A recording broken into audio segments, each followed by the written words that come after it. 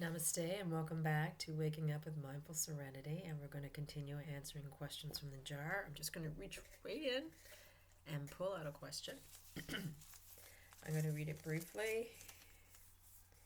Oh, okay. This is a question I asked myself many years ago when I was started this. Not, I guess I was already into the journey, but I was continuing with this journey I'm on now. And the question I asked myself was, will I ever experience the true meaning of yoga, and how will I teach yoga beyond the mat? Will I ever experience the true meaning of yoga, and how will I teach yoga beyond the mat? Take a deep breath. And I'm going to set my timer. Wow. I remember asking that question several times. Will I ever experience the true meaning of yoga? And the answer to that is I don't know.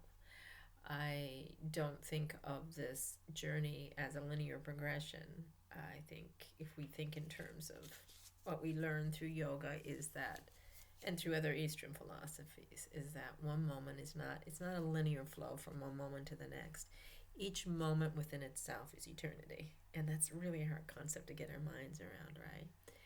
But if we are thinking in terms of a linear process, getting to know the true meaning of yoga means that I have to go from this moment to this moment to this moment, and they're all connected. Learning, and then as we basically know, we're conditioned to believe that learning is a process of connecting different levels of thinking and thought and progression, right? But in true reality, what we learn in the truest way, in the felt experience of, in the realization of, is simply that this, what is right here and right now, is the direct experience of living, and this is the only true knowing that can take place at the deepest level. It's the experiential learning that really counts. And so learning the true meaning of yoga is self-realization, experiencing, not just being able to talk about it and think about it and, have conceptualizations about what yoga is, what the true meaning of yoga is. It can only be felt. It can only be experienced. There is no way, there's no words and no way to tell others what yoga is. It's just feeling it. So I'm obviously not there because I'm still using a lot of conceptualizations and intellectualizations. I'm using a lot of words. I'm still reading a lot of words. I'm still studying. I'm still very much a jnana yogi, in the sense that I want to know things on a conceptual level because that's the way my brain works. That's the way my mind works. I have not yet had the felt experience of yoga for more than a few minutes at a time. I've had a few minutes of complete peace and things I can't even describe, just this knowingness that comes beyond knowing, if that makes any sense. So I've had that, but will I go to my deathbed or truly self-realized yogi like Maharishi was, Maharishi, or any of those other, or Yogananda, or I don't know. I'm not striving to get there. I'm not struggling anymore to get there. It's not one of my SMART goals to get there. I no longer do SMART goals. I just know that this journey of this moment, being in this moment, looking for the true meaning without striving for the true meaning, is my journey. So the moments don't have to be connected. So in terms of progress, have I progressed from one stage of understanding what the true meaning of yoga is to the another? Some ways on a conceptual level I have, but on an internal level, on an experiential level, have I? It wouldn't matter, because the moment I realize self is a moment that's all by itself. It's not connected to other moments. It's just this moment, right? There's just this moment. So I know that sounds kind of woo and hard to get a mind around. How will I teach yoga beyond the mat? Well, I asked this question many years ago. This when I first got my yoga teaching. I became a YT 200, YT yoga teacher 200. I wanted to teach from the very beginning yoga off the mat. I didn't want to just teach the hatha component, which is great, and I do teach that still.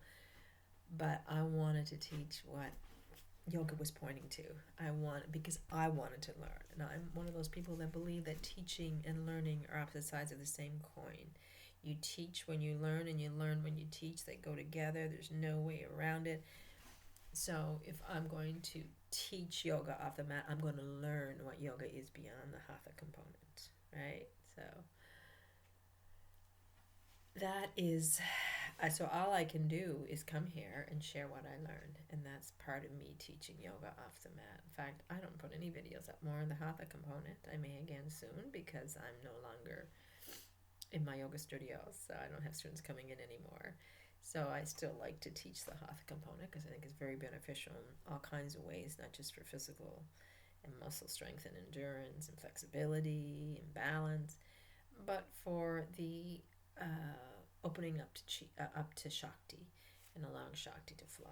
And it gives us moments of relaxation, and the pranayama that goes with it is helping us with the breathing component, which opens up the lungs and the chest so that we can become more aware of breath, and we can use breath as a meditation tool, not controlling breath, but watching and observing breath as we observe and watch this human we call me, or you call you, whatever, process through life. So it definitely, the hatha component definitely has its benefits, but I've always felt this compulsion to teach more than that.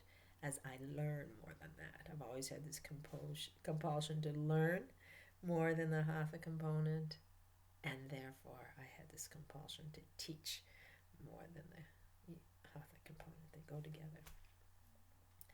So that all being said, how will I do it? Well, I'm doing it here right now. I started these videos. I wrote that, I think, question back in 2018, and or 2019, and I started in 2020 during COVID doing these videos because I felt compelled to, and it is a compulsion. It's like my little ego mind that says, oh, don't go up there and make a fool of yourself. That's not the kind of yoga people want. They want to see how to move their body, gain physical strength. They don't want to hear all this nonsense. It's like, like it or not, I'm compelled to come here because this is just like a pull to share what I'm learning. And I feel this is one medium for which I can do it, through which I can do it, and that's why I'm here. So I also write about it in my blog, Waking Up in a Busy World, and I write about it in books. I write about it in, articles that I get published. I just want to share this learning. And when I say share this learning, it's not like I have learned more than anybody else. I'm sharing the process of learning, I guess what I'm saying, because it's an amazing process. And once we're in this process of learning, we're opening up to all that is and all that could be, and we have to share it. It's not meant for the individual entity that doesn't even exist really anywhere but in our minds. There's no separation, right? We're all one. So what I know, you should know. What I think I know, you should know.